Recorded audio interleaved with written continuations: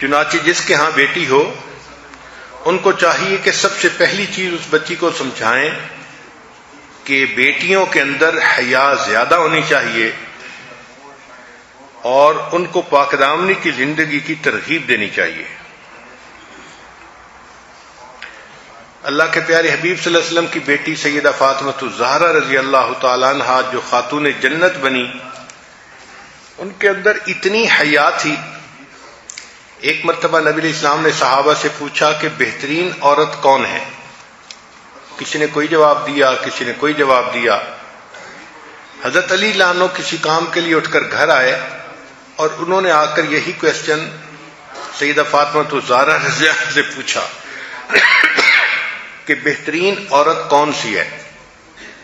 انہوں نے جواب میں فرمایا کہ جو نہ خود کسی غیر محرم مرد کو دیکھے اور نہ کوئی غیر محرم مرد اس کو دیکھ سکے، وہ سب سے بہترین عورت ہے۔ حضرت علی لانو نے واپس آ کر نبی علیہ السلام کو یہ جواب دیا تو نبی علیہ السلام بہت خوش ہوئے۔ پھر پوچھا، علی آپ کو یہ بات کس نے بتائی؟ انہوں نے بتایا کہ میں نے فاطمہ سے یہ بات پوچھی تو نبی علیہ السلام نے فرمایا فاطمہ تو میرے دل کا ٹکڑا ہے۔ اس لیے جب سیدہ فاطمہ الزہرا کی وفات ہونے لگی تو انہوں نے وصیت فرمائی کہ میرا جنازہ دن کی روشنی میں نہ نکالا جائے، اس لیے کہ اگرچہ میت کفن میں لپٹا ہوا ہوتا ہے مگر روشنی کی وجہ سے اس کی جسامت کا اندازہ ہوتا ہے، قد چھوٹا ہے، قد لمبا ہے، جسم موٹا ہے، جسم پتلا ہے، یہ اندازہ ہو جاتا ہے۔ تو وہ فرمانے لگیں کہ میں اس چیز کو بھی پسند نہیں کرتی کہ میرے مرنے کے بعد میری جسامت کے بارے میں کچھ اندازہ کسی غیر مرد کو ہو، اس لیے رات کو میرا جنازہ نکالا جائے۔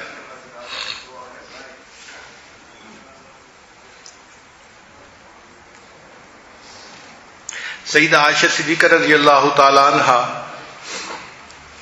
سیدنا صدیق اکبر اللہ عنہ کی لاڈلی بیٹی تھیں اور اللہ رب العزت نے ان کو ایسی حیا دی تھی، ان کی پاکیزگی کا اندازہ لگانا ہو تو اس بات سے لگائیں کہ ان کا نکاح اللہ کے حبیب صلی اللہ علیہ وسلم سے ہوا، اور اللہ فرماتے ہیں الطیبات للطیبین کہ پاکیزہ مردوں کے لیے پاکیزہ عورتیں۔ تو سیدہ صدیقہ عنہا کی پاکیزگی کا اندازہ لگانا ہو تو نبی علیہ السلام کی پاکیزگی کا تصور کیجیے۔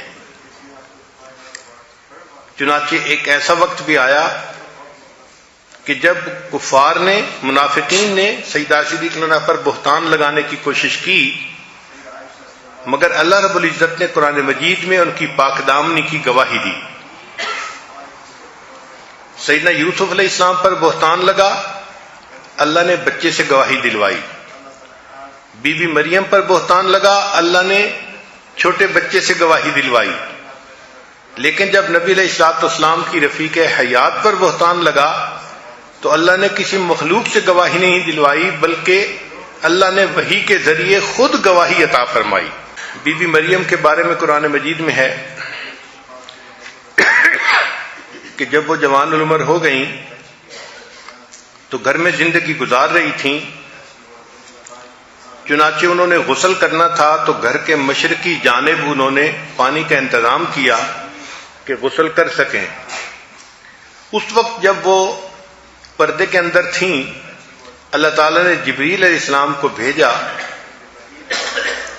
ایک بھرپور مرد کی شکل میں۔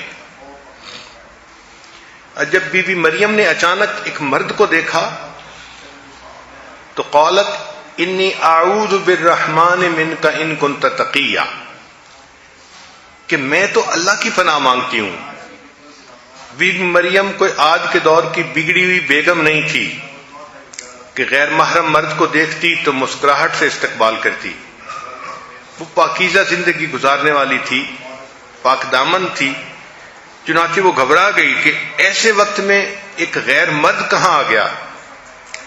جبریل علیہ السلام نے جب دیکھا کہ بی بی مریم گھبرا گئی ہیں تو انہوں نے کہا کہ انما انا رسول ربک، کہ میں تمہارے رب کا نمائندہ ہوں لِأَهَبَ لَكِ غُلَامًا زَكِيًّا، تاکہ تمہیں نیک بیٹا ملے۔ اب بی بی مریم مطمئن ہونے کی بجائے اور گھبرا گئی، یعنی گھبراہٹ بڑھ گئی کہ ایک تو مرد کو میں نے دیکھا اور دوسرا وہ مرد کہہ رہا ہے کہ تمہارا بیٹا ہوگا، اور بیٹا ہو نہیں سکتا چونکہ بیٹے کا کوئی سبب موجود نہیں۔ تو انہوں نے فرمایا انا یکون لی غلام، میرا بیٹا کیسے ہو سکتا ہے؟ ولم یمسسنی بشر، نہ تو کسی مرد نے مجھے ہاتھ لگایا، ولم اکو بغیہ، اور نہ میں کوئی بد کردار ہوں۔ بی بی مریم جانتی تھی کہ بچے ہونے کے سبب دو ہوتے ہیں، یا تو نکاح کی وجہ سے ہوتا ہے ورنہ پھر زنا کی وجہ سے ہوتا ہے، اور یہ دونوں اسباب موجود نہیں تھے۔ تو اس لیے انہوں نے کہا کہ میرا بیٹا کیسے ہو سکتا ہے؟ نہ تو میں نے نکاح کیا اور نہ میں نے زنا کیا۔ تو جبریل علیہ السلام نے جب یہ سنا تو انہوں نے کہا قال کذالک، ہاں ایسا ہی ہے جیسے آپ کہہ رہی ہیں۔ یہ کذالک کا لفظ جو ہے یہ بی بی مریم کی پاک دامنی کے اوپر ایک مہر ہے جو قرآن نے لگا دی۔ ہاں بی بی مریم آپ جو کہہ رہی ہیں آپ بالکل سچ کہہ رہی ہیں۔ یہ کذالک کا لفظ بی بی مریم کی شان بیان کرتا ہے۔ اللہ ایسی بیٹیاں ہر کسی کو عطا فرمائے کہ جو ایسی پاک دامنی کی زندگی گزارنے والی ہو کہ اس پر اللہ کے فرشتے بھی پاک دامنی کی گواہی لگائے۔ دوسری صفت بچی کے اندر نیکی کا شوق پیدا کرنا، چنانچہ چھوٹی بچی کی شروع سے ہی تربیت ایسی کرنی چاہیے کہ اس کے اندر عبادت کا شوق بھر دیا جائے۔ سیدہ فاطمہ الزہرا رضی اللہ عنہا کے بارے میں آتا ہے، سردیوں کی لمبی رات میں انہوں نے تہجد پڑھی، جب سلام پھیرا تو دیکھا کہ فجر کا وقت قریب ہے، تو دعا مانگنے لگی اور دعا مانگتے مانگتے روئیں اور کہا کہ اللہ میں نے تو 2 ہی رکعت کی نیت باندھی تھی، تیری راتیں کتنی چھوٹی ہیں کہ 2 رکعت میں تیری ساری رات ہی ختم ہو گئی۔ پھر تیسرا، اس بچی کو خدمت کا جذبہ پیدا کرنا چاہیے۔ اللہ تعالیٰ نے مردوں کو عبادت کے ذریعے سے جنت دینی ہے، عورتوں کو خدمت کے ذریعے سے جنت دینی ہے۔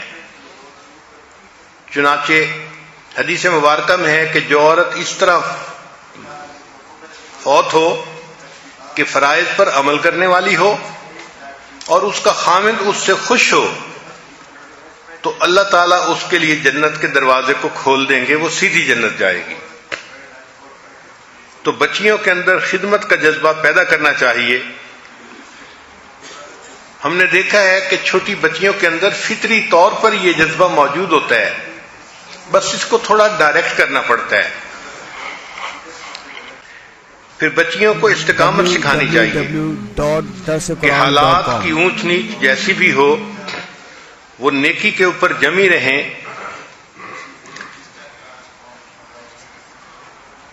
سیدہ فاطمہ الزہرا رضی اللہ تعالی عنہا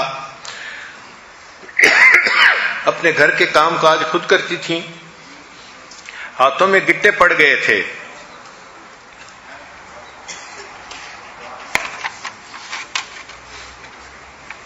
پھر ایک چیز بچیوں کو اور سکھانی چاہیے، اس کو کہتے ہیں زہد فی الدنیا، کہ ان کے دل میں دنیا کا زہد پیدا کرنا ضروری ہے، ورنہ وہ بچی جب دنیا کی چمک دمک کو دیکھتی ہے تو پھر اسی میں گم ہو جاتی ہے۔ فطری طور پر اس کے دل میں سونے چاندی کی محبت ہوتی ہے، مال کی محبت ہوتی ہے۔ کسی بھی عورت کو کہے نا کہ ہم آپ کے جسم میں کیل گاڑیں گے تو پریشان ہو جائے گی، میرے جسم میں کیل ٹھونکیں گے؟ آپ کہیں ہاں ہاں سونے کا کیل ٹھونکیں گے، کہنے لگی پھر ٹھیک ہے۔ فطری طور پہ محبت ہی ایسی ہے اس کے اندر سونے اور چاندی کی۔ أَوَمَن يُنَشَّأُ فِي الْحِلْيَةِ وَهُوَ فِي الْخِصَامِ غَيْرُ مُبِينٍ۔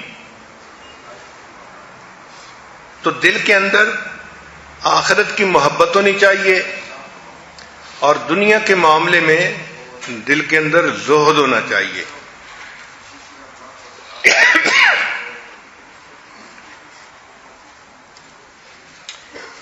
بچی کی تعلیم کا بہت خیال رکھنا چاہیے تاکہ وہ بچی پڑھ لکھ کر سمجھدار بن کر زندگی گزار سکے.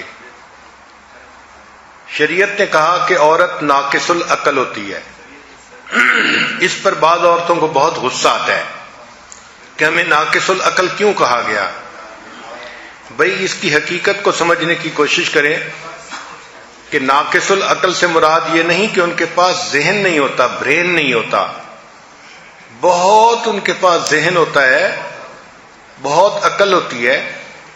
اس لیے ایک بھائی اور ایک بہن مل کے قرآن پاک حفظ کرنا شروع کریں تو ہمارا تجربہ ہے کہ بہن پہلے مکمل کر لیتی ہے، بھائی بعد میں کرتا ہے، کیونکہ بھائی کے اندر کنسنٹریشن نہیں ہوتی.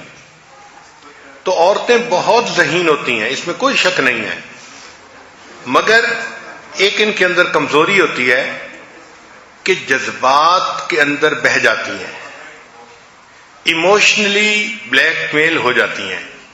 ان کے جو قوت فیصلہ ہے وہ بڑی کمزور ہوتی ہے. وہ ہمیشہ جذباتی فیصلے کرتی ہیں اور الٹے سیدھے فیصلے کر جاتی ہیں. چونکہ الٹے سیدھے فیصلے کر لیتی ہیں اس لیے شریعت نے کہا کہ عورت ناقص العقل ہوتی ہے. اور عورتیں خود اس بات کو تسلیم کرتی ہیں کہ واقعی ہمارے فیصلے ایسے ہی ہوتے ہیں. خوش ہوتی ہیں کسی سے تو اس کا دل چاہتا ہے کہ بس ساری دنیا میں کوئی نہ ہو، بس ایک یہ انسان ہو جو زمین کے اوپر چل رہا ہو. اور اگر اسی سے تھوڑی دیر میں خفا ہوں گی تو کہیں گی نہیں، بس یہ میرے سامنے زمین کے اندر دفن ہی ہو جائے، اس کا وجود برداشت نہیں ہوتا. تو یہ جو جذباتی فیصلے ہیں اس وجہ سے شریعت نے ان کو ناقص العقل کہا گیا. ورنہ بچیاں بہت سمجھدار ہوتی ہیں، پڑھائی لکھائی میں اچھے گریڈ لیتی ہیں، ڈاکٹر بنتی ہیں، انجینئر بنتی ہیں، عالمہ بنتی ہیں. ان کی ذہانت سے کسی کو اختلاف نہیں ہے.